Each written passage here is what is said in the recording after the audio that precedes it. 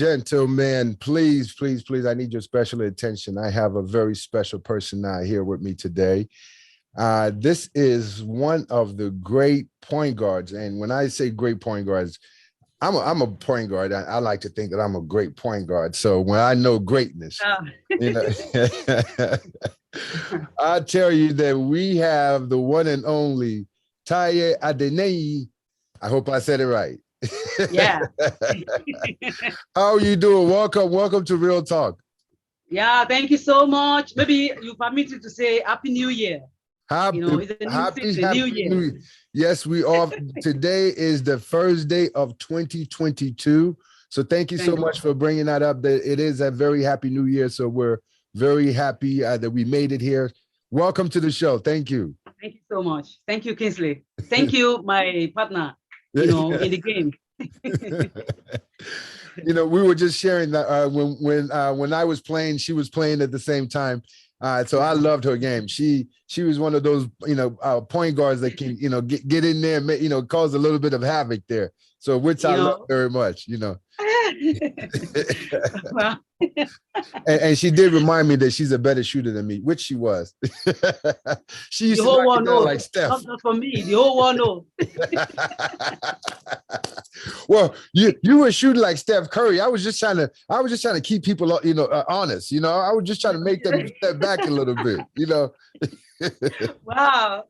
Well, to be honest, I admire your game back then. I love the way you play. Thank you. Thank you. And I can still remember vividly that so many female out there were just running after you. Wow, Kingsley everywhere. I hope your wife is not there. So I hope your wife. No, she's okay. She's okay. That play. I always tell people. I said playing for Nigeria was, it was an eye opener. And of course, I met so many great people and had a great time. And of course, just having the opportunity to come home and play was just amazing. Now, Can I say something? Oh yeah, absolutely. The time, you inspire me. You might not know that during your time, because people always say, anytime I tell people how I play basketball, they're like, you're not tall enough. How could you be playing basketball with this kind of height? But I didn't allow that to get to me until I saw you. When I saw what you do, man, even those tall people, they couldn't do what you're doing. They couldn't stop you. You're unstoppable. Because I remember vividly, the way you play, the way you move, your ball and go straight to the baskets. And that really inspired me that I could do more. So thank you so much. And thank you for meeting you once again. Well, thank you so much. I'm always like fascinated when I hear people, tell me that. It's like, and it makes me feel great because I played with my heart and wow. And kind of like you, I used to hear it a lot. Hey, small man, little man, So I had to, I felt like I had to play extra hard and, do extra, just to show those guys that I belong there, so along the way, so I thank you. Well, and that kind of brings me up to, one of the reasons that you're on the show right now is that I saw some of the stuff that you're doing with the community, with the youths and I, anytime that I see something of that nature, I always want to kind of like point it out. So please, share with us a little bit what's going on with you and some of the things that you're kind of involved in right now. Yeah. Well, I don't want to talk too much about my old days. Back then, everybody knows that they call me 3-pointer. Because I shoot 3-point a lot. But what really inspired me, then was my passion, and I still have the passion. And that's why I'm still in the game. That's why I'm still keeping on in the game. And to be honest with you, what I really have now as a coach is to focus more on the youth, because that's where their talent will be bring up, that's their skills will be really being shown. So that's really pushed me. Honestly, you don't know, but this is not my first time. But I've been running basketball camp for 8 years now. But this one in particular that you saw is that one, carry my name, Taye Adeniyi Basketball Academy, and because I want to focus more on the kids, and that's really what I'm doing now. So that's what's giving joy, and I want to continue to do. for the rest of my life. Well, that's wonderful. That's great. And I know in Nigeria, there's a lot of obstacles, especially when you're trying to get these, camps off the ground. How is it navigating through all the obstacles and all the difficulties and to kind of keep pushing through? Well, it's not easy. It's not easy. That's why I said passion. Because if you don't have passion, forget it. Because anything you do in life, you must have challenges. You face challenges. You know that. But if you don't love it, you will want to back up. You want to I don't want to continue. But because you have passion, that drives you. That drives your spirit. That drives you. It drives you to be able to do more, in spite of the challenges, in spite of what you face. In Nigeria, and everybody know in Nigeria today, what we face is not easy. When it comes to basketball, during our time, I don't know about you over there in America, but in Nigeria, during my time, there's nothing like camp. There's nothing like someone is bringing basketball camp or bringing a clinic basketball into Nigeria but now you can see lots of, basketball camp. Someone can tell you, okay, do it this way, shoot this way, move this way, do triple threat this way. But in our own time, there's nothing like that. It was just passion, simply passion, that brought us, someone like me, into the game and makes me better. And then I remember, because currently I coach female team, and I keep telling them that you need to work on yourself. You have to set goal for yourself, because if you depend only on the team training, it won't take you anywhere. Which too. It will not take you anywhere except if you don't have passion for it. But if you think you want to go somewhere, you need to build yourself. You need to motivate yourself, because if you don't set goal, nothing to drive you. Nothing to drive you to do anything. You just sit there, okay, I'm okay here. No. Because during my time, I set goal, I want to play for the national team. I want to play in WNBA, which I couldn't make because of injury. But I thank God here that I made name in Nigeria. And when you talk about basketball in Nigeria, talk about some great basketball players in Nigeria, they will mention my name, including you, Kingsley. So I thank God for that. So if you don't set goals for yourself, you go nowhere as a basketball player. You have to be disciplined. That's all I can say concerning that. That's awesome. That's awesome. And that's exactly what it is about, and some of these younger players, teaching them that, sometimes it takes a little bit more than, just your regular practice.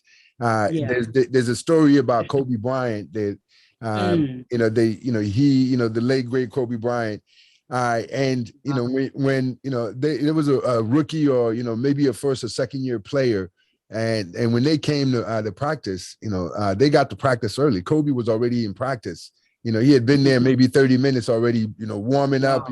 He already did all kind of drills before, this guy that got here, he thought he was getting there 30 minutes early or an hour early. And when he gets there, Kobe's already there. This is your best player. He's already there, putting in an hour workout before the team gets there, So, so sometimes people don't realize that, what it takes, to become a great player. The most famous thing that I always equated to, when I meet people, and especially when they see maybe one of my crossover, and people always come up to me and say, "Hey, show me how to do that." And I always reply like, "Hey, do you have 2 years or 6 months, or at least you need 6 months for me to be able to show you this before you, otherwise you're gonna hurt somebody, And I have a big head. If I do that wrong, I can damage the whole." Oh my God! So that's so funny. So it's important that we learn training, and then we learn the right way. Because a lot of injuries can happen. I'm being funny, but that's true. A lot of injuries can happen. If you train the wrong way. So that's why it's good, to have coaches like yourself. That is now able to. Kind of, what you just touched on, when you were coming up, there was an opportunity for these camps, but now the younger ones that are coming up after you, they have these opportunities. And that's basically what we have to do as ambassadors of basketball, to, advance it further than where we got it. Okay. Yeah. So, I applaud you for some of the things that you're doing. And please continue, with the young people. They definitely need it. Now, I do want to know, a little bit about your playing background for some of the people that are just meeting you for the first time. Just kind of give us a little bit of, how you got started, what teams you played on, and and what kind of success you had, and that kind of thing. Well, back then I had an opportunity to playing in the Nigerian national team, for 20 years, over 20 years. Beside, I was then playing for First Bank, which is my league, where I've been called upon to serve my father's land, which is Nigeria.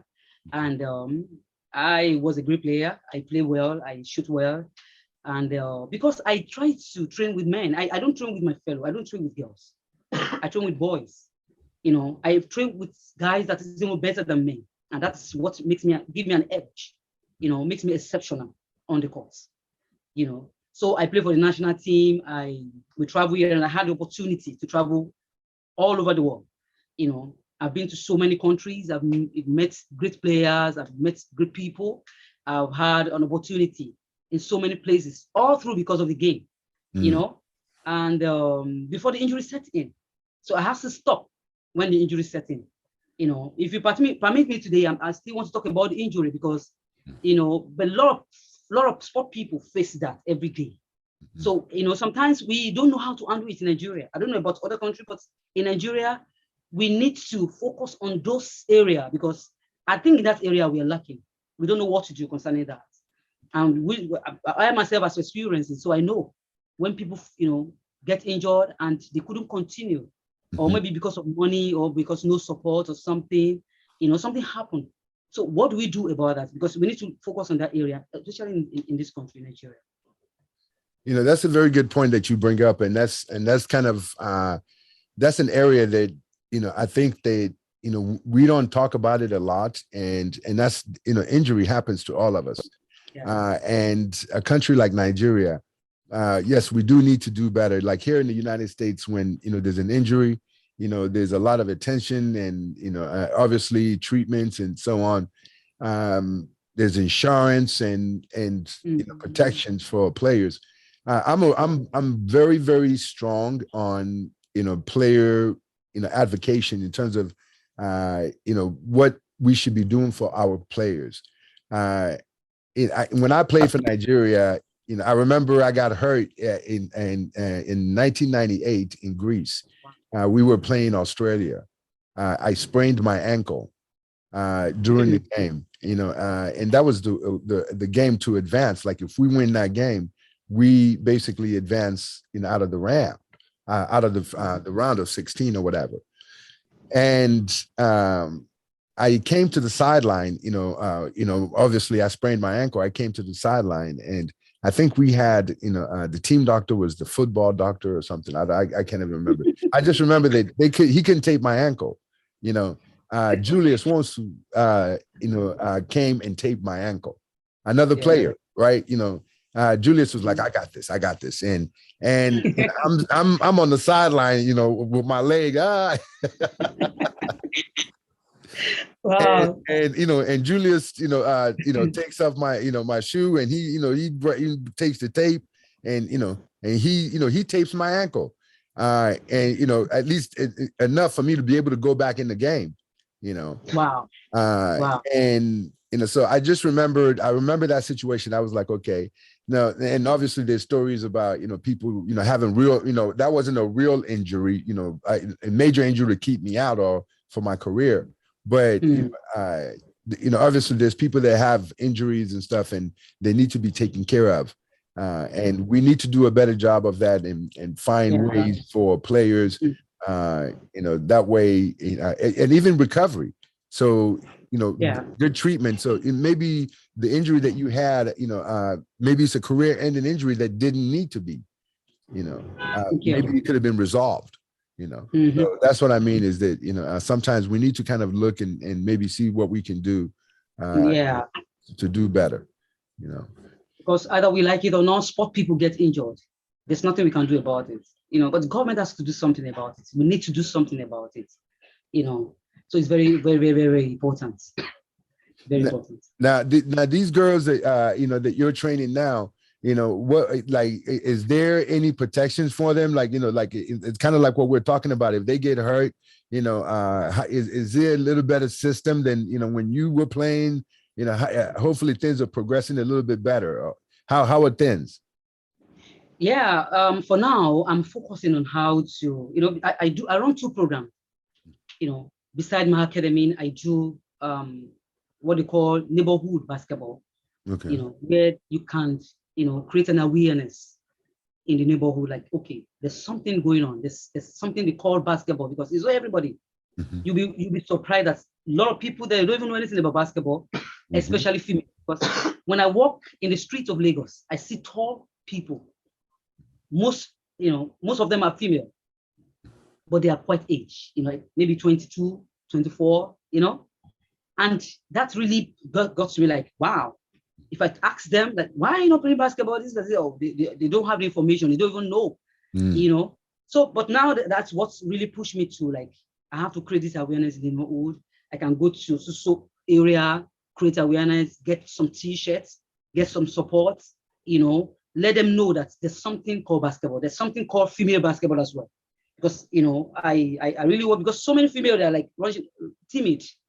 They don't want to go into the game, they're like shy or something. But when they see other female friends or colleagues, they want to play, they want to play. So, and that's really pushed me that I have to go do this program, go to the neighborhood, create awareness, let them know that there's basketball, So now I begin to coach them. Now I have over 50 students in my class now that are consistent. I have other people that are not consistent, but 50 people are consistent and coming every day to train, teach them basketball. I have about 3 or 4 of them that have come now, grown up, and now they're playing in the league. Oh yeah. So I'm happy to see them that they're improving. I'm happy that they're doing something good, And I have some also that have traveled out. Maybe one way or the other, they've been to the college. Some have been to the high school through the game. So I'm happy that I can create that opportunity. I'm happy that I can do that for them. If that's all what I can do, I'm satisfied. I am good. I'm good about that. That's got to be a great joy seeing, the work that you put in with the players, seeing them advance, especially to the next level, being able to play in the league, like you said, even going to school. That's what it's all about. That's exactly what, all coaches should be aspiring to. So that's wonderful that you're doing that. Now, I know you have kids. Your kids, are they getting into basketball as well? Yeah, the 2 of them are playing. They're playing so well. One of them play like you.